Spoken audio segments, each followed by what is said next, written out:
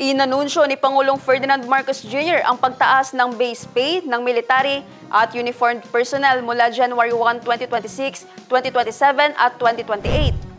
Ayon sa post ng Pangulo, naniniwala ang kanyang administrasyon na ang mga nagtatanggol sa bayan ay nararapat ding aniyang protektahan ng pamahalaan. Narito ang buod ng pahayag ni Pangulong Ferdinand Marcos Jr. Nitong nagdaang taon at buwan, hinarap natin ang mga hamon ng kalikasan.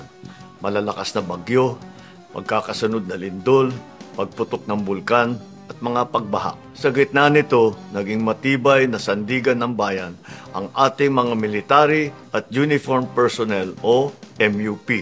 Hindi rin nawawala ang banta sa ating seguridad. Ngunit panatag ang sambayanan dahil nandyan ang ating kapulisan at kasundaluhan.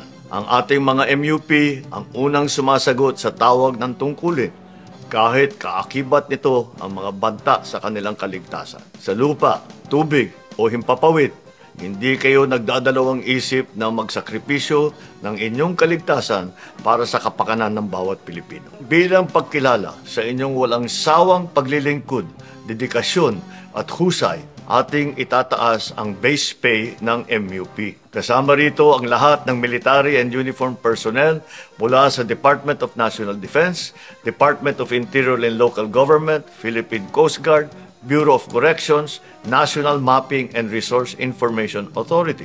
Ito ay ipapatupad natin sa tatlong tranche sa January 1, 2026, January 1, 2027 at January 1, 2028. Bukod pa riyan, simula January 1, 2026, ang subsistence allowance ng lahat ng MUP ay magiging 350 pesos na kada araw. Naniniwala ang administrasyong ito na ang mga nagtatanggol sa bayan ay nararapat ring protektahan ng pamahalaan. Makatarungan sahod at sapat na suporta, ito ang handog ng sambayanan sa ating mga tagapagtanggol.